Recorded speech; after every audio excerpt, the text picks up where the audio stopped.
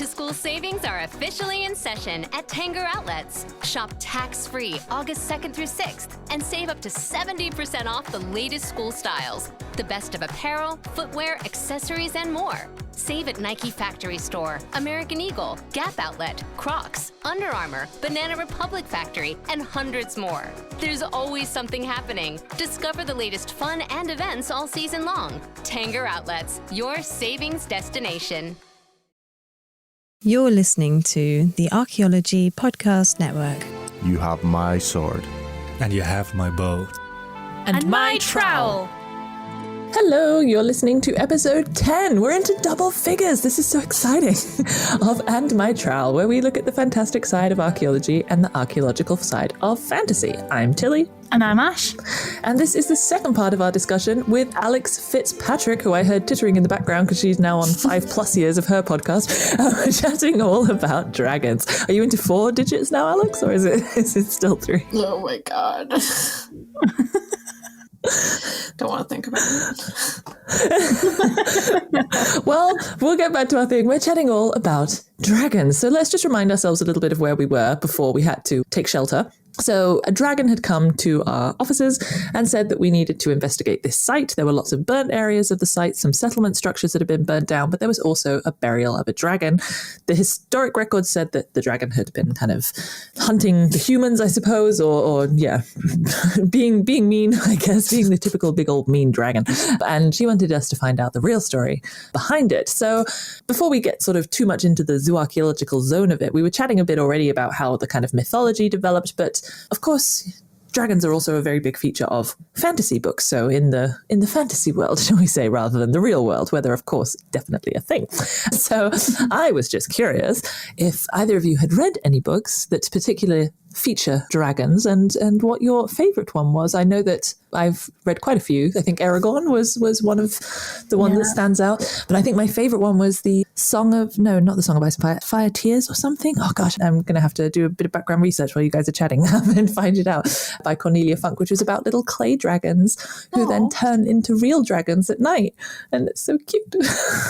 So what about you two? What favorite dragon-related fantasy have you read? Maybe Alex, you can go first. Well, I mean, as far as like actual books, I mentioned in the last episode that the King Killer Chronicles is one of my favorite fantasy books. They do a really interesting thing. Again, it's very like, I don't want to say smart because that's a very silly thing to say about anything, but it tackles a lot of like tropes in an interesting way. So one of them is being dragons, where in the lore of the series, they have a creature called Dracus, which are these like really large, like herbivore reptiles that eat trees, but they do breathe fire.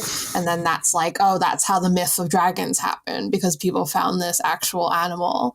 So I always found that really interesting, that it's like kind of meta in that it like tackles the entire myth within fantasy. Although if we're just talking about like a real dragon that like I liked as a kid, this really speaks to the kind of nerd I was as a child. So I used to read a lot of like books about mythology as a kid. Didn't we all? You certainly did, Tilly. I definitely did. So like my dad obviously trying to get me engrossed in my Norwegian heritage got me a lot of Norse mythology books, and I had one that was a picture book that had the story of Fafnir in it. I know that one. So Fafnir was this like greedy guy who kills his father, and he like steals a bunch of treasure from a dwarf, and he gets so greedy that he either becomes a dragon or a worm, depending on the translation or like version of the story. And eventually he's killed by the folk hero Sigurd, who cooks Fafnir's heart for his brother Regan to eat. And then Sigurd, like, he's like cooking it and he like burns himself, and he's like, oh gosh. And he like puts his finger in his mouth to like cool it down, and he like gets some of the blood in it. And that blood, of course, obviously logically, gives him the ability to speak to birds. Now, that's how he finds out through the birds that Regan is about to betray him, so he kills him too. But this was in a kid's book about mythology, and it's really stuck with me because of how violent it was. So I think about it a lot. I mean, we already established in last episode that our childhoods were just full of people telling us how awful and violent the world was going to be. So I guess it's just no different. So it was just a bit on brand. But that's my favorite dragon, Fafnir. Fafnir, excellent, good to know. What about you, Ash? Well, there's one dragon that really stands out, and it's Smaug. Oh, of course. But I was also thinking of the Temeraire books by Naomi Novik, and it's dragons and history. So it's actually based in the Napoleonic Wars. Cool. But there's dragons. That is cool. Yeah. That's one of the things I remember from it anyway. And I was thinking, not books, but films, Dragonheart. That's like one of my favorite films. Like, that's great. Like Sean Connery as a dragon. Like, what could you want more from life? I mean, some semi-decent CGI would be okay, but like... It was the 90s. that was top of the range CGI. But you mentioning those other books just reminded me of another book that I read recently called The Natural History of Dragons, which is actually, I really enjoyed it, by Marie Brennan.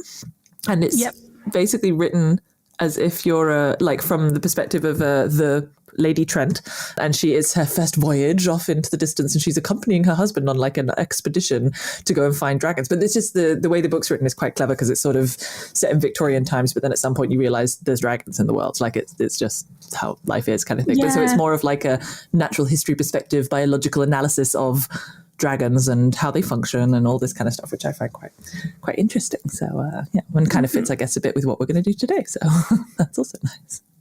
And how this particular concept was developed. So, I mean, Alex, you mentioned already I've forgotten his name already. Fafnir. And sort of those original dragons are then almost kind of evil in a way, I guess. And like Smaug as well is sort of the representation of greed, of evil and greed and that kind of thing. I mean, is that still a thing in fantasy? Has that changed, would you say? I think you get your territorial dragons, don't you? They always have a territory, and I always think they want gold and they're kind of hoarding. But I think it has been framed because of Smaug. Well, or even like Beowulf. We read Beowulf as part of the Archaeology book club, and that was also at the end. There's the random dragon that he goes and fights. Yeah, right. When he's like 80 years old. But anyway, it's Beowulf, though. Yeah. I think, especially if you think about today, there's like interesting things happening with dragons. I think what we've seen over time is that depictions of dragons at least have become more cohesive. I think they're still obviously very different across cultures, but I think you can kind of see them take shape. So they go from this like worm thing in some parts, and then it's more stereotypically like a thing with wings and stuff. And then I think you also get more sentient depictions of dragons. Obviously, even today, you still get dragons as like a monster, but I think you see more of like dragons as like characters, as like people. And then I think if you take into the modern time, then you have even more interesting depictions of dragons. So like, I hate to bring up video games, but like Skyrim, dragons have their own language and their own culture, so I think it's interesting to see them develop into something kind of more rounded and more interesting. Although, obviously that could have existed before, and we just either don't have those stories records, left. Which I'm curious, and actually, with your background of the Norwegian side and the Chinese side, because the sort of the Chinese dragon in modern kind of tellings, I suppose, is still, and sort of modern cultural different events that take place and everything is such a specific kind of dragon almost. Like I would never picture the Chinese dragon as I would necessarily the sort of European medieval ideal of a dragon, if that makes sense. Like they're still quite different. Would you say that that's also developed quite a lot in China, or is it still quite ingrained in the kind of traditional concept of a dragon? Yeah, I mean, I think it's such iconography that I think it's kind of remained its own bespoke thing. I think you can, because you really can differentiate between like a Chinese dragon. I think even if you're not Chinese or from China, you know what that means. So I think it's like become its own thing. But weirdly enough, when I was a kid, I always thought that they kind of looked the same. in my brain, I was like, yeah, I mean, Chinese dragons don't have wings, but I was like, they're still more or less the same. They look more lion-like, but to be honest, a lot of animals in Chinese depictions look like lions for some reason. Yeah, so I'm thinking about it. Which, is the lion a big symbol in China as well? Sometimes. I mean, you have the big lion dances, like the big thing that people dress up as, and they for Chinese New Year. I don't know. We got lots of animals over there. I speak like I'm not from China. But you have I'm Chinese American. Put it this way, you have more understanding of the cultural background to it than I do. So I would much prefer you to talk about it than me try to talk about it. That's fair. So yeah, maybe we can chat a little bit more about how we can use archaeology in fantasy and vice versa. So with the investigation of fantasy elements, do you think we can use that in archaeology? For example, dragons. Yeah, for example, dragons. I mean, I think there's something about always keeping your mind open to things, not necessarily to the point that you're doing ancient alien stuff. Yeah, obviously. no pseudo-archaeology here. No, of course not. No pseudo-dragons are very real. But I think there's something interesting about thinking about perspective in the past, even though logically we would say, well, it's not a dragon. It could be that people saw something as a dragon, or related something to dragon qualities, stuff like that. I think is really interesting. I'm one for trying to be as open as possible at interpretation. Like the thing I always like to talk about when I talk about zooarchaeology and interpretation in general is like during my master's, like I said, I did a bunch of fish archaeology, which was really not fun.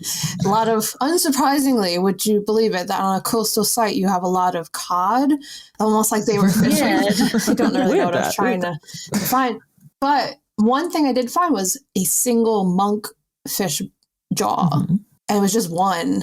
And, in my thesis, I wrote like, they are, bottom feeders. You'd have to do deep sea fishing to catch these, in comparison to some of the other fish that people were catching around this time. So it could have been an accident. And then I was kind of like, I didn't really write this in my thesis, but part of me was like, maybe someone found it and thought it was cool and kept it. Yeah, completely. Yeah. That's the thing. I suppose you could sort of apply without iconography, I suppose, of dragons and any kind of like animal to their lifeways. If they're keeping stuff, if there's stuff on the site that you don't really know why it's there, it could, I hate to say it, be part of a ritualistic aspect of their life.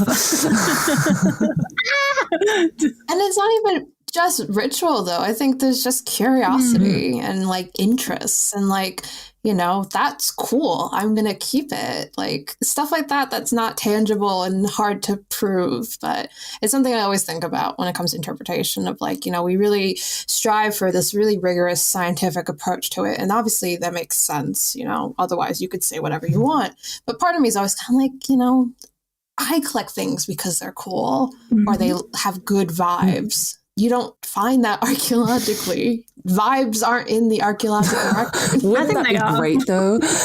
Yeah. It would be great. I could tell some vibes. Yeah.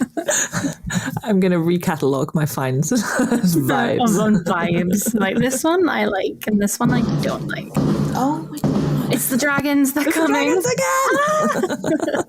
Stop talking about us. But yeah, so we can use fantasy elements in archaeology to kind of maybe look at our interpretations of sites as well. But do you think we can use archaeology in fantasy, and we can use our different theories and applications of archaeology into a fantasy setting? Can, and I do it all the time on my other studies. There you go. In which case, I think before we continue with this discussion, all this talking is making me a bit hungry. It's been a while since 11s, so I think it's time for afternoon tea. Would you agree? I think so. Cool. Okay, well then, let's unpack the teapot and the scones, and we'll be right back. Shop Plato's Closet tax-free August 2nd through 4th for back-to-school styles. We sell the trendy, gently used styles you need to make a difference in the world and in your wallet for back-to-school shopping. Save up to 70% off regular retail prices by choosing recycled styles. Save even more when you shop tax-free this weekend. Make a change that others can respect and repeat. Shop Plato's Closet in North Charleston and West Ashley this year for your back-to-school looks. Plato's Closet, located in West Ashley on Sam Rittenberg Boulevard and North Charleston on Rivers Avenue. Back to school savings are officially in session at Tanger Outlets. Shop tax-free August 2nd through 6th and save up to 70% off the latest school styles. The best of apparel, footwear, accessories, and more. Save at Nike Factory Store, American Eagle, Gap Outlet, Crocs, Under Armour, Banana Republic Factory, and hundreds more. There's always something happening. Discover the latest fun and events all season long. Tanger Outlets, your savings destination. Welcome back, everyone. That was a very delicious afternoon tea. So let's go back to this scenario. Seeing then, as Alex, you're a very experienced hand then at using your archaeological experience to investigate fantasy concepts. How would you deal with this particular scenario based on your experience? So I think, first of all, I would tell someone else, not me, because I don't do this stuff, to look into the stratigraphy of the site, specifically like where burning falls into the overall timeline of the site. I don't know anything about stratigraphy. I don't understand it. What's a Harris matrix? I don't know. Oh, I love a bit of a Harris matrix. Ooh, you are cursed. You are a cursed individual. Well, maybe then, Ashley, just quickly, seeing as you're an experienced field archaeologist, at least stratigraphy. Can you just give a very quick definition of stratigraphy? Yes, so stratigraphy is actually a geological concept, but over time, essentially, sediment, soil, and debris just accumulates, and it just puts layer on layer on top of each other. And these are referred to as stratigraphy. So when you cut into a section of, say, a trench, you'll see the layers of soil in the different bands, and that gives you different time periods, really. The lowest ones, usually the latter. It depends if there's cuts and things inside of it as well, and, human activity. But yeah, it's kind of a superposition of rock and sediment. Mm-hmm. So basically, what you're saying, Alex, is we should be able to see if the death of the dragon was before or after the settlement got burnt, or during, or something like that. Yeah, because, the ash would accumulate or something.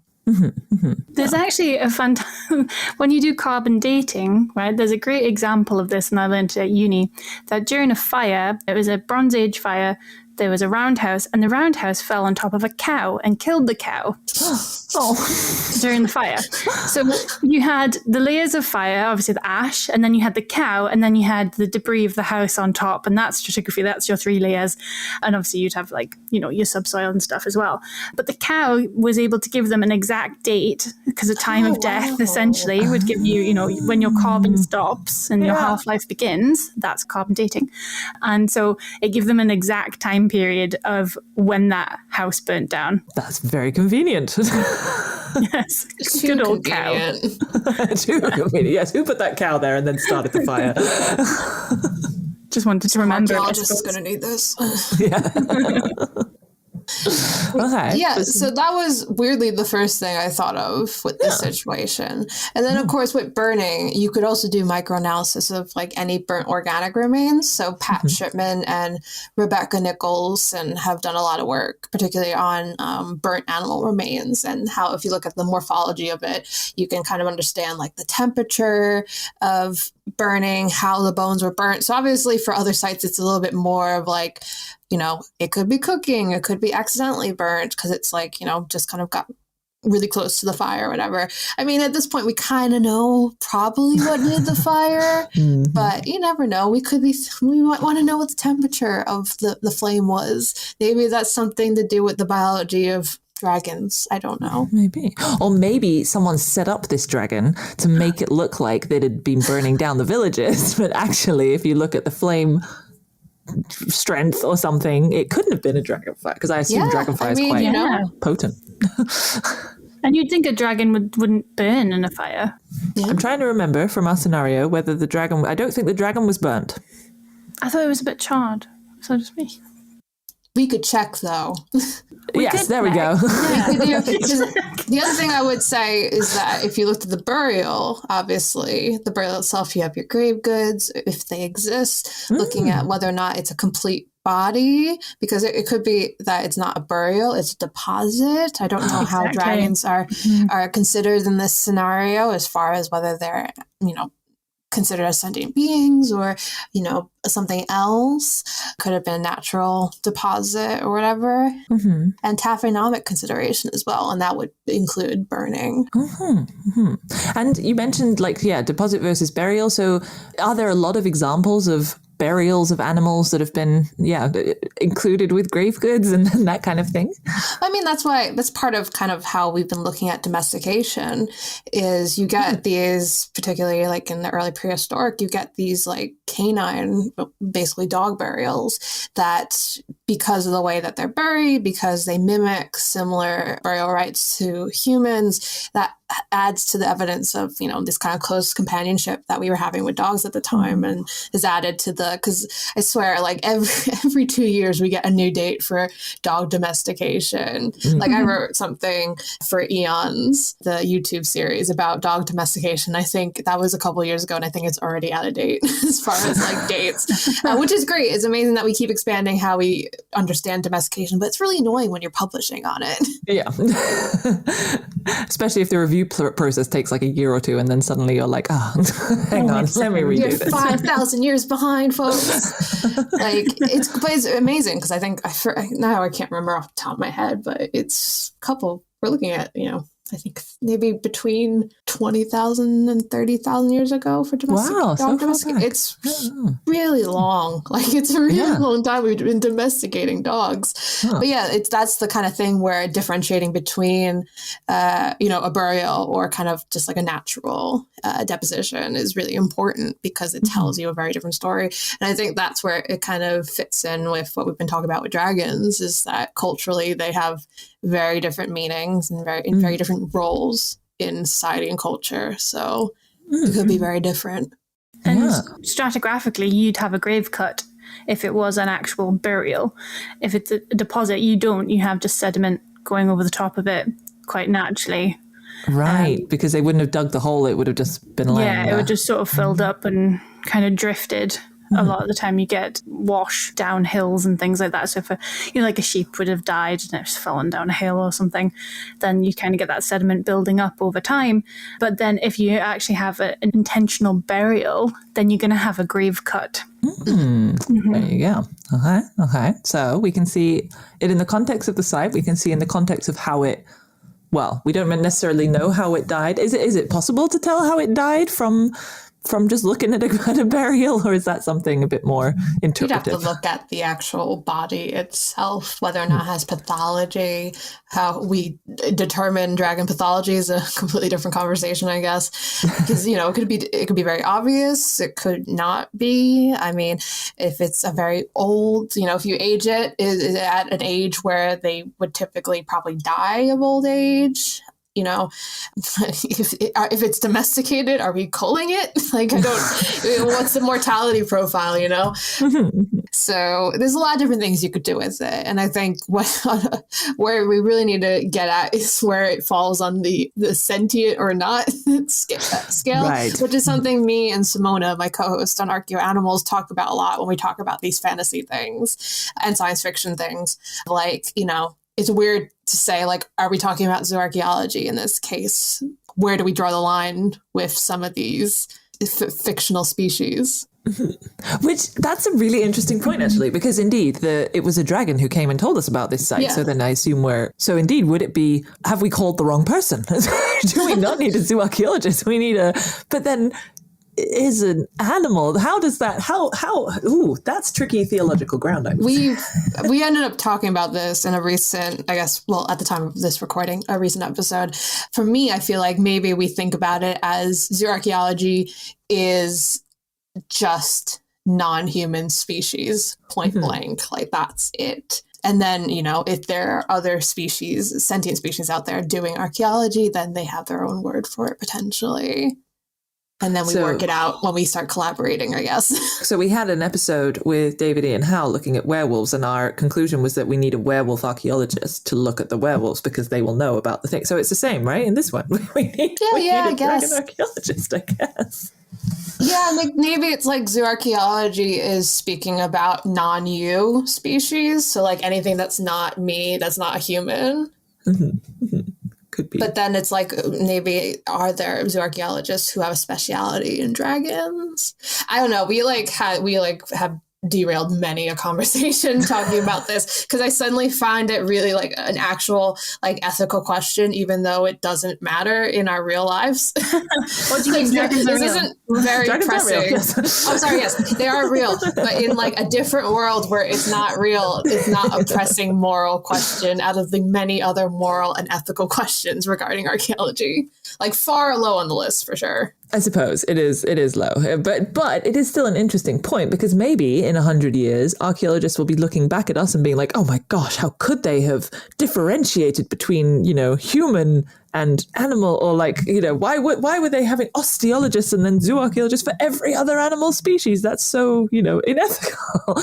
Just like, I guess, similarly to how, the analysis of different very brackets, quotes, whatever, races or whatever was done in great antiquarian anthropological studies, which now we look back at and think like, why would they do something like that? Maybe something similar will be done in 100 years to what we're doing.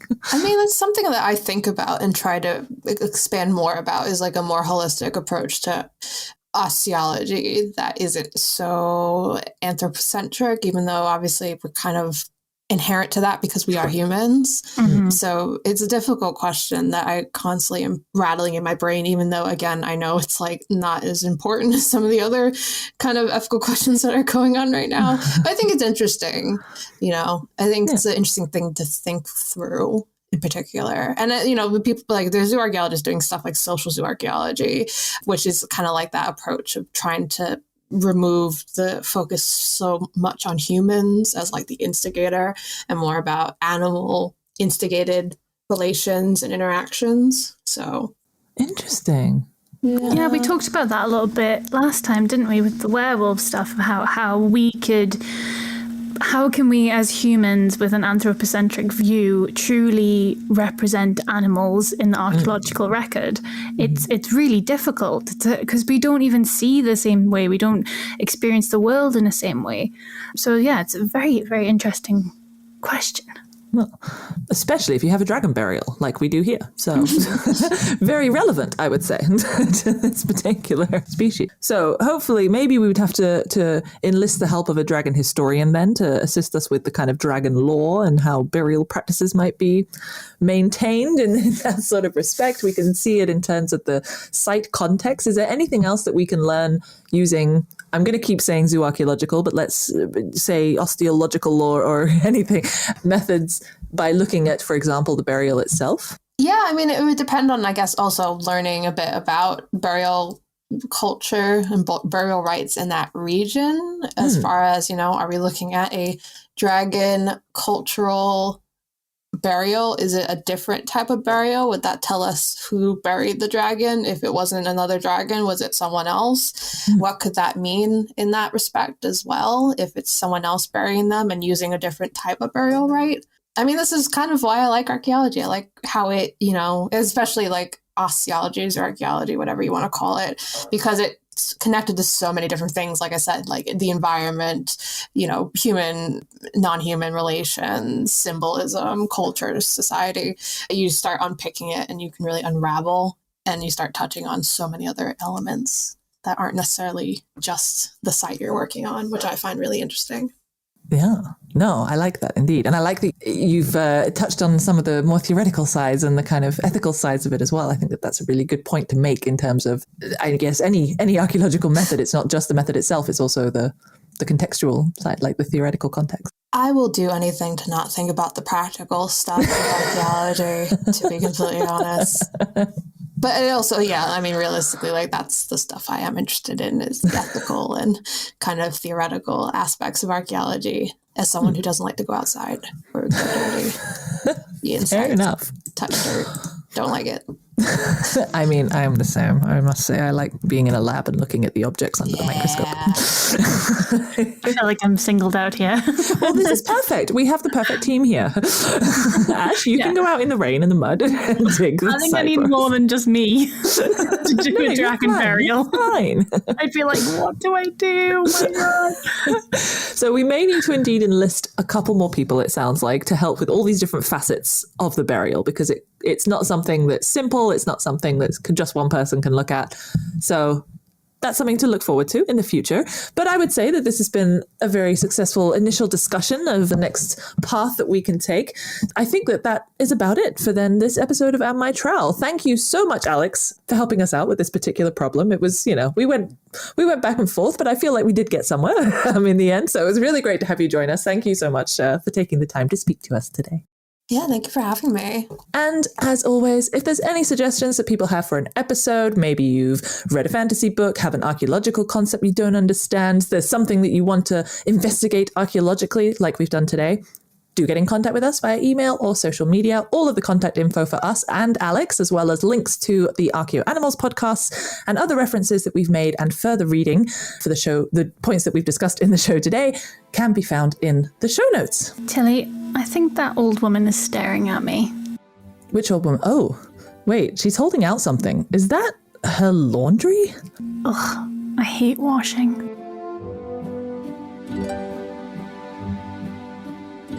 This episode was produced by Chris Webster from his RV traveling the United States, Tristan Boyle in Scotland, DigTech LLC, Culturo Media, and the Archaeology Podcast Network, and was edited by Rachel Roden. This has been a presentation of the Archaeology Podcast Network. Visit us on the web for show notes and other podcasts at www.archpodnet.com. Contact us at chris@archaeologypodcastnetwork.com.